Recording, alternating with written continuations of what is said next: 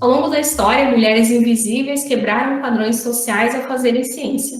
Em atos de coragem e superação, inseriram-se em meios majoritariamente masculinos, mostrando que a inteligência não precisa de uma imagem para ter sucesso.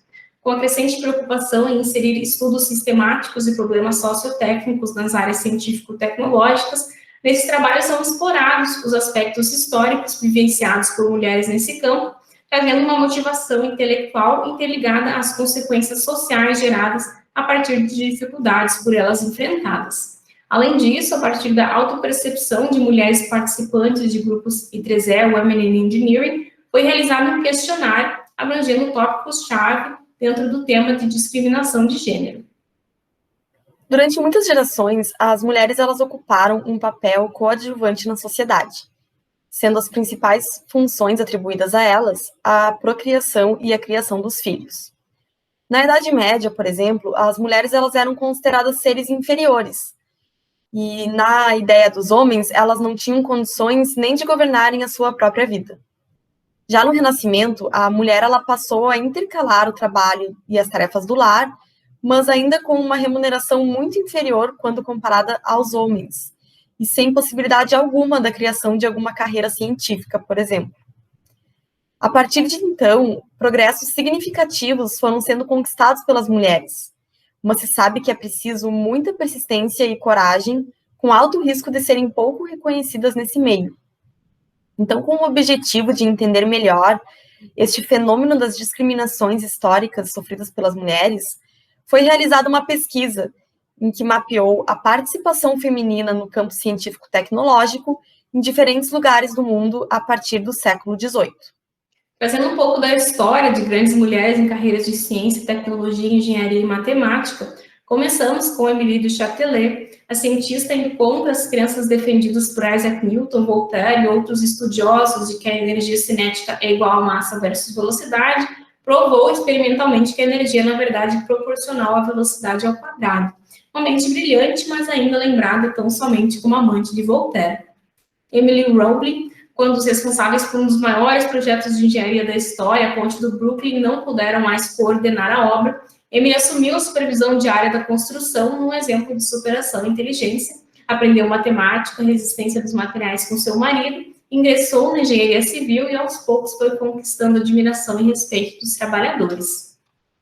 Marie Curie, reconhecida pelas pesquisas com radioatividade, sendo a primeira mulher a ganhar o prêmio Nobel, o comitê pretendia laurear apenas Pierre Becquerel, mas, graças a Marion Sleffers, simpatizante da inclusão das mulheres na ciência, o nome de Marie também foi homenageado.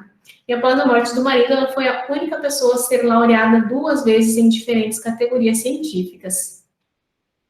Mileva Einstein, conhecida por ser a esposa de Albert Einstein, ainda são bastante discutidas as contribuições de Mileva nos trabalhos de Einstein, pois existem cartas escritas por Mileva e Albert que relatam o papel fundamental que ela desempenhou na pesquisa e cálculo dos primeiros artigos científicos publicados pelo físico.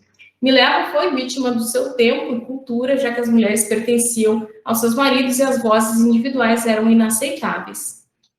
E Edith Clark, criadora da calculadora Clark, primeira mulher a conseguir um mestrado em engenharia elétrica no MIT, mas depois de formada enfrentou muitas dificuldades para conseguir emprego na área, ensinou matemática, física, trabalhou na GE como supervisora de computadores, foi ensinar física na Turquia até 1922 e finalmente retornou para a GE como a primeira engenheira eletricista assalariada dos Estados Unidos.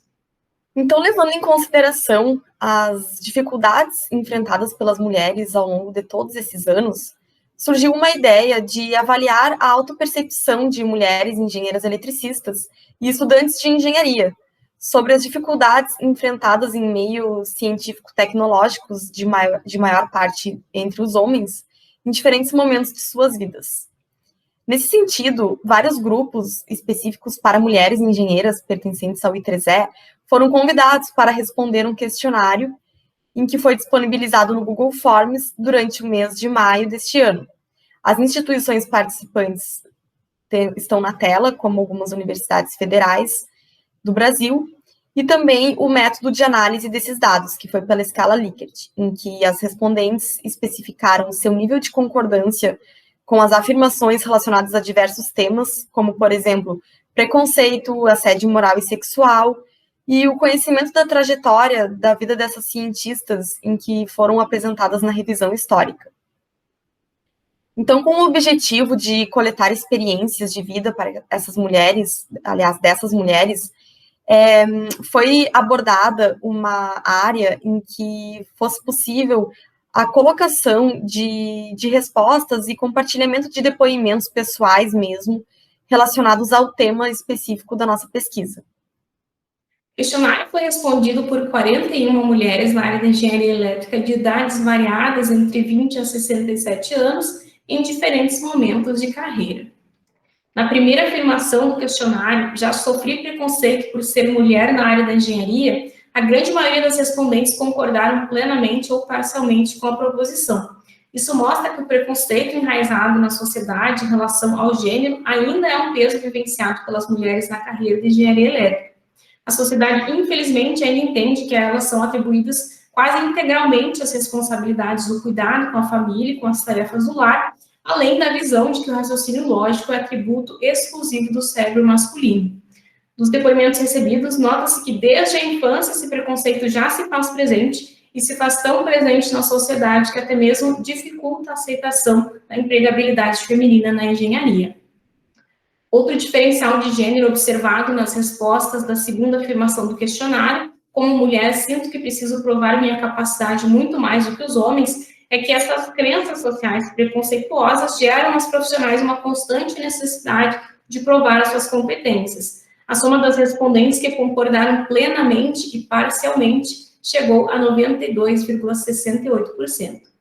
Ao analisar os resultados da terceira proposição, como mulher, já tive dificuldade de expor minhas ideias em um meio majoritariamente masculino, é possível notar que as duas maiores parcelas de votos se concentraram na ponta de maior concordância com a afirmação proposta.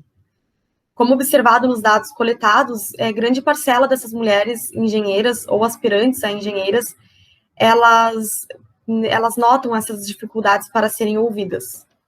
Outra dificuldade que assola as mulheres é o fato do assédio moral e também sexual. São pontos de forte discussão dentro dessa temática de discriminação de gênero. Pouco mais da metade das respondentes da pesquisa apresentada, quando expostas a essa proposição que, enquanto estudante ou profissional da engenharia já sofreu assédio, respondeu pela alternativa concordo plenamente. É uma parcela bastante grande. Foi questionado também o conhecimento da trajetória da vida das cientistas apresentadas na revisão histórica do trabalho. Se observou que apenas 19% das respondentes conheciam plenamente as histórias das mulheres mencionadas. Com esses resultados, é observada a necessidade da disseminação cada vez maior desses exemplos femininos de extrema importância na literatura. A participação dessas mulheres no desenvolvimento da ciência e da tecnologia deixou um legado de muita luta e muito empenho, em que elas alcançaram os triunfos, mesmo com os obstáculos que foram surgindo no caminho delas. Concluímos que é necessário fomentar a divulgação das histórias de sucesso de mulheres em carreiras STEAM. Vemos que a realidade experimentada por essas cientistas de tempos longínquos é observada ainda nos tempos modernos, por meio do preconceito enraizado, da capacidade subestimada, das dificuldades para se fazerem ouvidas e do assédio moral e sexual. Considerando que essa discriminação ela se repete ao longo dos anos, é notável a necessidade de inovação das perspectivas sociotécnicas diante de um problema que ainda apresenta uma certa morosidade na exterminação. É essencial o desenvolvimento de uma metodologia de ensino que permita aos estudantes de engenharia terem uma visão de caráter sociotécnico diante dos aspectos históricos muito importantes aqui relatados. Nós acreditamos que, assim, esses fatores futuramente poderão ser mitigados, já que os relatos recebidos mostraram que essas situações elas acontecem desde o momento em que a estudante ela se insere na universidade até o momento em que ela está no mercado de trabalho como profissional.